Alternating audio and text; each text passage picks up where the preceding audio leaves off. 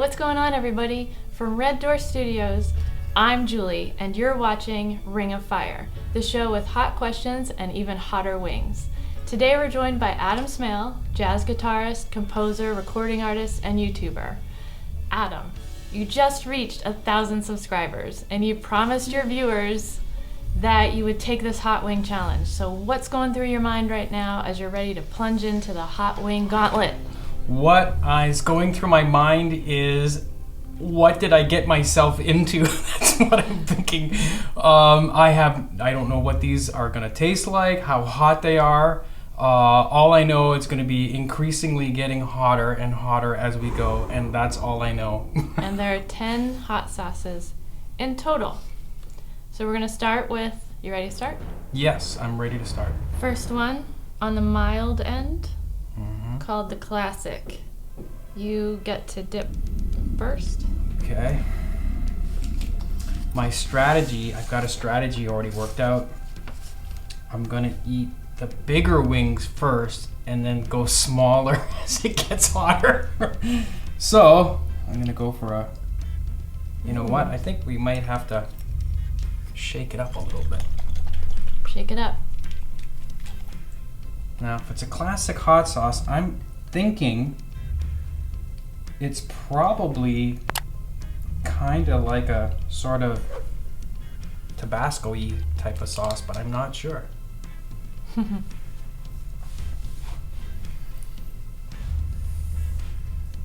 doing it with you, one for one.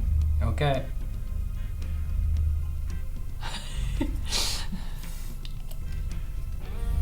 Now, she doesn't really eat hot stuff very much, so we'll see. Yeah, we'll see. I eat more hotter stuff, but... And I'm having fake chicken.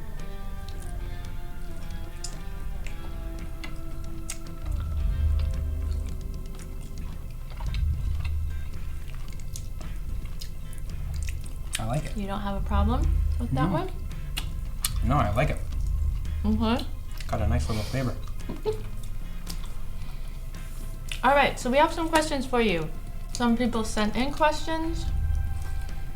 One of your patrons, Ross Hamilton, wants to know, is playing music a high pressure sort of life or a sort of relaxed hangout type of life? It's both. Because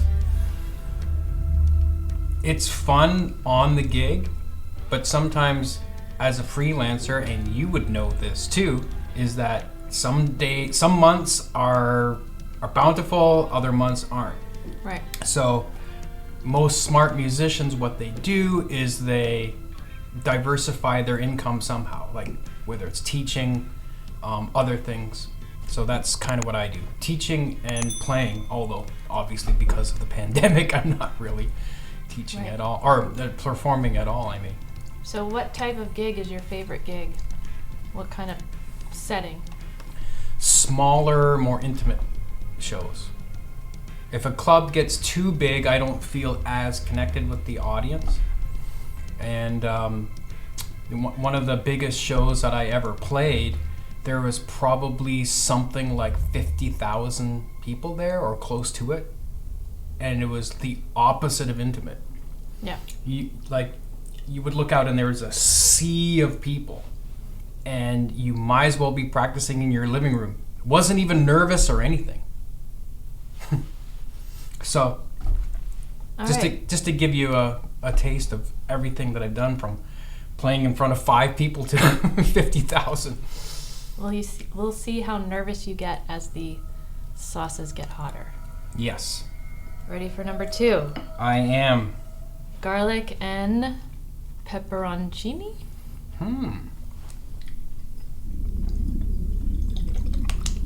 All right, let's go to the next question.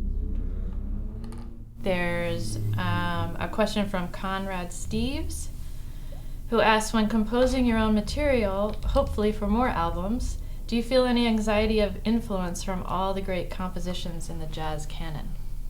Do I feel any competition? No, I don't feel any competition at all. Because the way I look at music and composing is I try to let all my influences come through and just try to be me. I try to hear a song in my head, or maybe a bit of a song in my head, and then I try to bring it out on my guitar. Cool. How's number 2? Almost tasted even more mild. I like it though. It's a very nice flavor. All right, so garlic and pepperoncini is a winner. I highly recommend that. For people who want to dabble in hot sauces that don't really eat hot sauces. You really are enjoying that. I am. It's kind of like a almost fruity flavor to it. Like maybe there's some fruit in it. Whew. Bring it on. So far, I haven't had to drink any water or. Me neither. I'm doing pretty good. Barbados style. My other strategy was I kind of mixed half and half cream and milk for a little extra fat content. I was thinking that might help. These wings are good. Did them in our wok. Yes. And so, Starting to get thicker too. when did you? Oh, that is thick. Yeah, I wonder if that's the sauces, like the thicker they get, because the more they want to burn you, it clings on to every little morsel. So when did you know you wanted to do this for your life? Before I even did an actual gig, I was 11 years old. And I remember marching into my parents' bedroom one morning and announcing to them that that's what I wanted to be, was a professional musician. And then what was their reaction? it could have been 6 months later, all of a sudden, next thing I know, I'm in the Musicians Union. 6 months to a year later, I'm in the Musicians Union doing gigs. And so your parents were very supportive. My parents have always been fairly supportive, yeah. They probably thought, oh yeah, okay, yeah, whatever, you're 11 years old and you're nice, that's nice, but maybe they took it seriously later. That's got a nice flavor. I like it.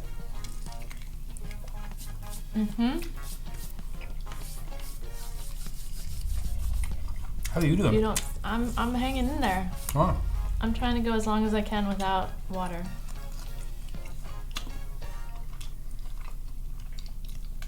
I'm even licking my fingers. That's how good it is. What was that called again? Mark's Barbados style. It's got a little bit of an afterburn. Kind of creeps up on you. Yeah, kind of creeps up on you from behind. This is Hellfire. Yay. Okay. And it's I guess I should shake it up. sort of a dark green. Yeah. I don't have my bionic glasses with me, or my telescope. I can't read the writing, what the ingredients are in it or anything like that, but All right, so I have a feeling it's going to get ramped up a bit. next question is, thank you. How old were you when you first picked up the guitar, and why did you do it? That's a really good question. I actually, I don't know how old I was, maybe 4 or something like that. I wanted to learn to play, 4 or 5, and my dad first tried to teach me, but because my dad plays guitar a little bit, but I think I was just too young, and he probably didn't know how to teach me. So by the time I was 7, some neighbors down the street were taking music lessons, and then I was like, okay, well, if they're doing it, I want to do it now for sure. And then at 7 years old, my dad enrolled me into music lessons and bought me a not a 7-string. I didn't play 7-string then. Bought me a 6-string classical guitar. That was my first guitar. Cool. And I'm gonna probably get that guitar within the next month or so when I go back to Canada. Nice. Yeah. All right, let's do it. Okay.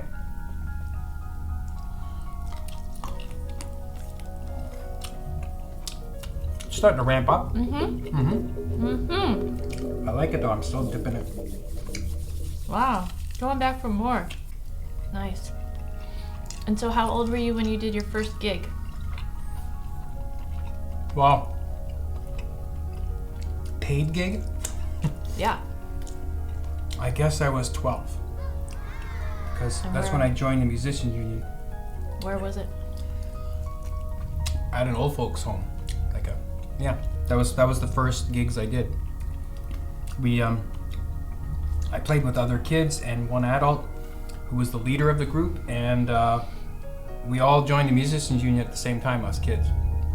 And that's how we got paid, was through the musicians union. I don't know if they still have it, because I'm not in the musicians union anymore, but they had a special trust fund that they would do for those kinds of performances that for places that didn't have money to pay you.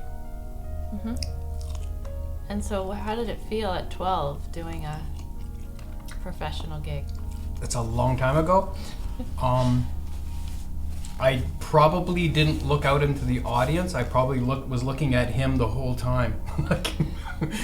And it was a really good situation being young, because there was no rehearsing. We never rehearsed. I think we maybe the band rehearsed once. So you had to learn the songs on the gig, which really trained your ear really, really well. Cool. Yeah. So what are we on now? That was number 4, right? So we're 5th.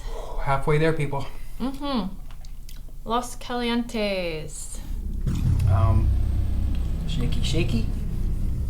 All right, so next question, we're gonna go to one of your patrons. So we're going to Ross Hamilton again. What are the good things about the internet in terms of getting your music out there? What are some of the challenges that the internet has brought up? Oh, well, I mean, to put it simply, I guess the internet makes things a little more accessible for everyone. So there's more room to find you. You don't have to necessarily be signed to a record label anymore as an independent musician. But on the other hand, everyone can do what you can do. So the internet's kind of cluttered with maybe not I don't mean this in a judgy way, but of course there's all different types of levels and people that take music seriously or not, and there could be just in any style of music. There could be bad jazz, there's really, really good jazz, and everything in between, and that's the same as every other style. All right, let's do it.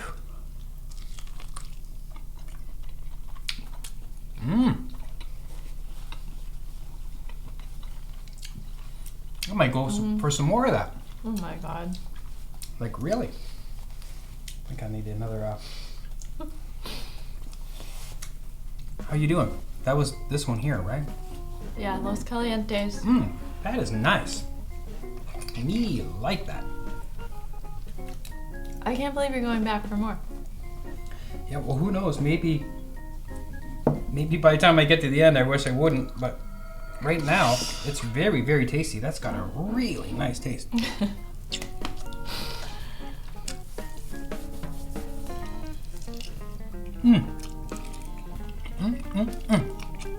All right, these aren't challenging you enough. Let's kick it up. Tears of the Sun. Now that doesn't sound promising. Okay, I got my last drumstick. It's all wing from here on out.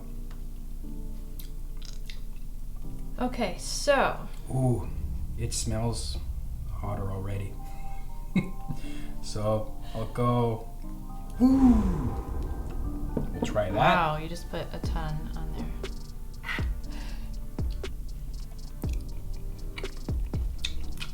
Yeah, you didn't wait for me. I guess I'm so excited.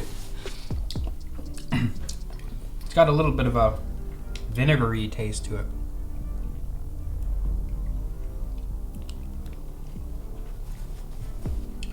I guess I'm a bad guest. eating for the host. We want to see you be tortured. Well, it's definitely getting hotter. I don't know about you, but I'm feeling it's like a head heat. It's coming up to the top. It's not going down. Almost like horseradish I'm does. going for the water.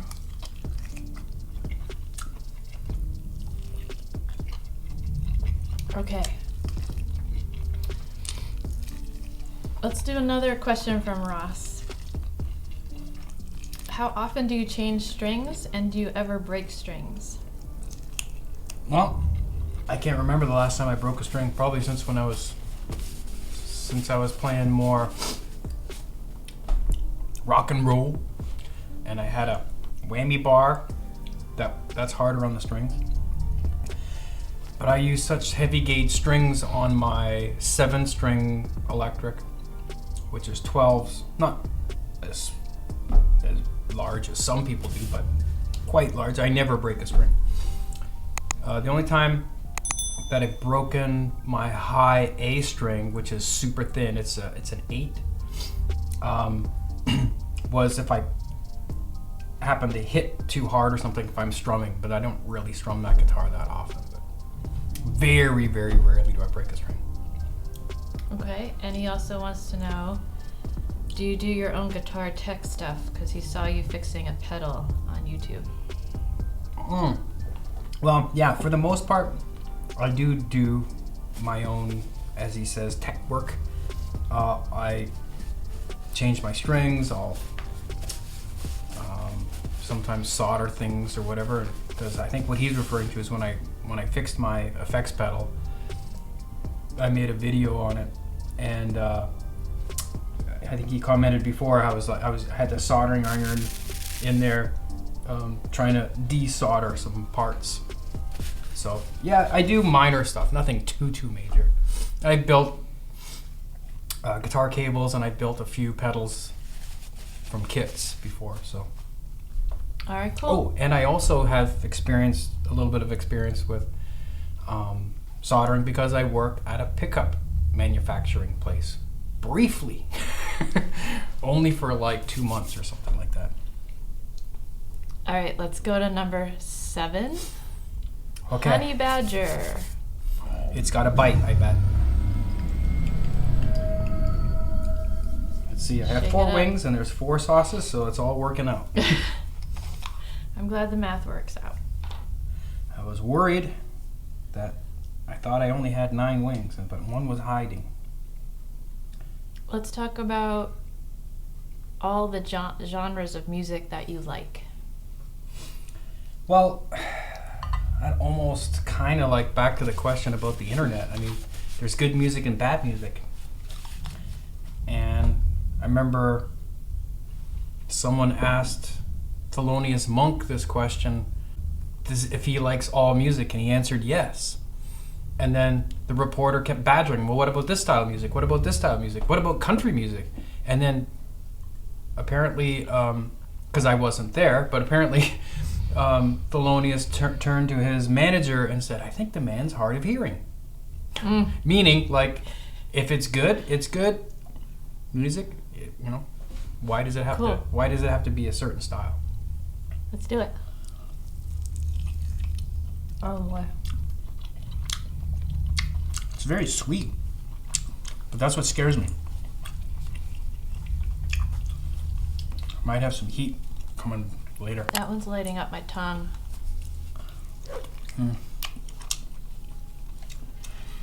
It's a different kind of heat than the last one. Mm-hmm. It also kind of has a fruity flavor. Still haven't touched the water or the milk, right? I had a little drink of water, but I haven't touched the milk yet. Okay. Okay, so here's a tradition that we like to do on the Ring of Fire show, which is pull up one of your Instagram posts and have you explain it. Okay. So here we go. All right, tell us what's going on in this picture. I feel like you need to.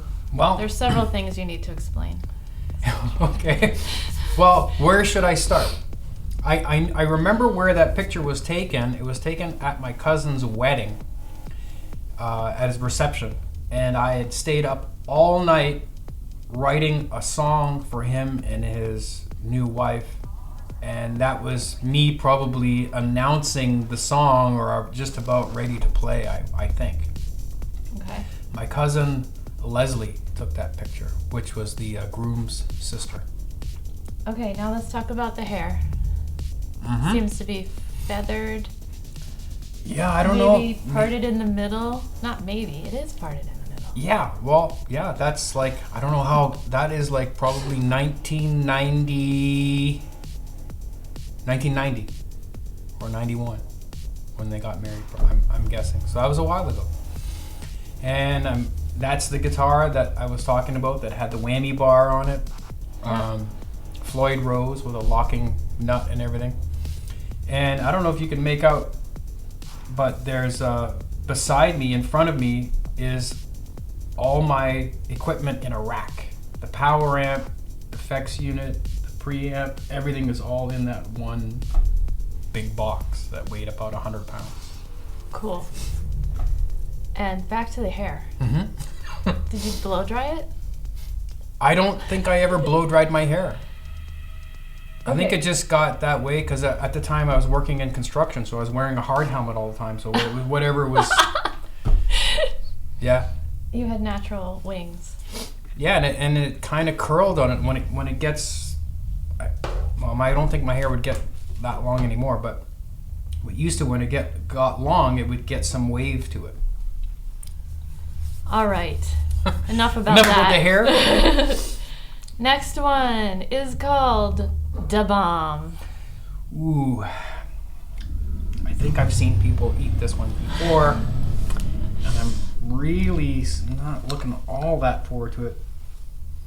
Whew. It just smells strong. I'm scared of this one. I am scared of this. Hot sauce. Oh, that comes out. See, this is why I have you do it first. Gotta be a man. Eat it all, even if it kills me. I have a feeling I might have to reach for some milk after this. I just have this sinking feeling. All right. You ready? I am ready. How's your mouth doing? It's on fire. Mine's Ready? not doing too bad. There's like a heat all the way around, but well, so far it's not as bad as I thought. You'd think I was really, really hungry the way I'm eating all these. Yeah. Do you have any taste buds? Maybe not. I don't know. I think my parents probably believe that I don't have any. Oh, that heat's creeping up. Oh, are you feeling that? Yes. Let's go back to Instagram. Ooh. You don't. Oh, that's got some like afterburn. Yes. All right. We're going back to Instagram. Okay, What can you tell me about this picture? that's my 7-string guitar that I designed, and I had Brian Mascaron. Brian Mascaron built that guitar for me in Toronto. Ooh, my tongue is a little bit on fire. I'm gonna have to go for some milk. You don't need anything to drink? Holy jeez, how are you doing this? It's all the meditation that I do. I'm being like really centered right now. Wow, here I thought I was doing really good. So what went into the design of this? I traced a Gibson guitar, a Howard Roberts Fusion, but I made a different cutout. That's the horn part that you see sticking up. Uh-huh. And sticking in behind there, looking out, is Fado, our cat, one of our cats. And He's your biggest fan. I think so. He looks like he's my biggest fan. Looks like. That's at our old place. Yeah. No, he's obsessed with you. Ooh. Let me try some water.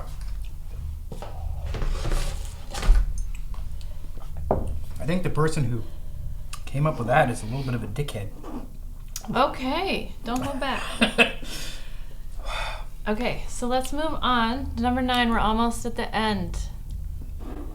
This one is called Eve of the Scorpion. Ooh. Okay. And interestingly enough, the scorpion has one huge eyeball like a cyclops. Of course it does. All right, so let's talk about you using your thumb pick and your fingers. Okay. How do you prevent the thumb pick from sounding much louder than the fingers? Well, a lot of practicing. For one thing. I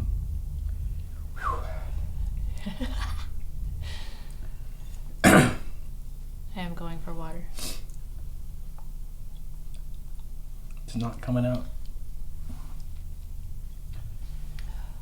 It's a generous amount for Eve of the Scorpion. Well, it just all of a sudden came out. I'm gonna knock a little bit off.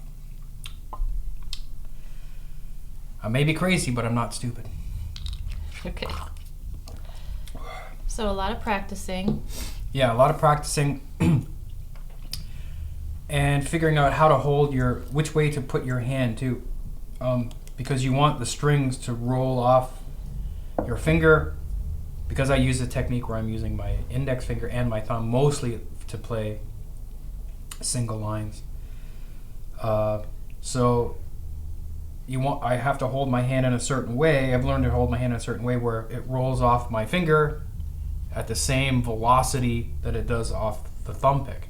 And I also have to shape the thumb pick. And if my hands weren't covered with sauce, I would reach in my pocket and I would grab a thumb pick to show you. But I have to file it off round in the right way so that it does roll off the string, because a thumb pick, when it comes out of the package, when you buy one in the store, is completely shaped the curve the opposite way, which doesn't make any sense to me. Hopefully that answers your question. Let's do it, Eve of the Scorpion. I was reading on the bottle that apparently the scorpion pepper is the hottest pepper in the planet. Mm-hmm.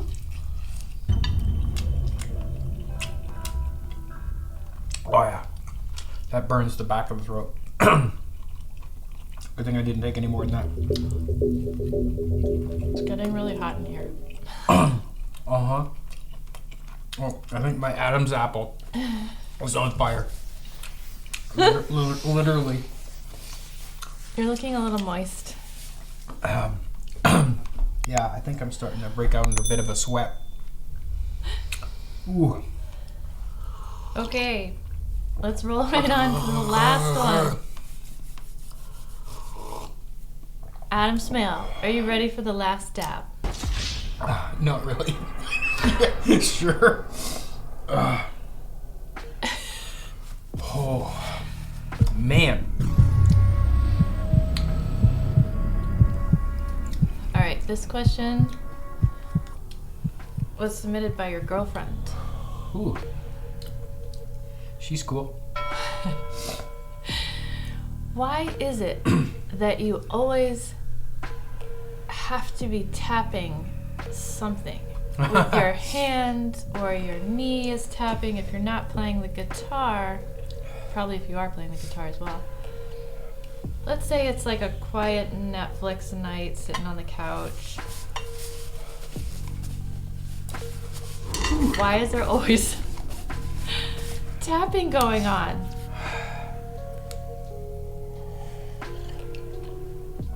Well, let me see. Why is there always tapping going on? Because I got the music in here. I don't know. I'm always hearing something in my head, whether it's a song or a groove or a drum groove or something. Because maybe some people don't realize is that I played drums in high school, so that's a part of my sort of rhythm vocabulary, I guess. So I'm always tapping out drum grooves when I don't have a guitar in my hand. And I've heard it said that Jeff Beck, famous rock guitar player, instrumentalist, said that all guitar players are frustrated drummers, which there may be some truth to that. Interesting. Okay, let's do it. Last dab. Last dab. Scares me because there's nothing there yet, but Make sure you get all of it. I am.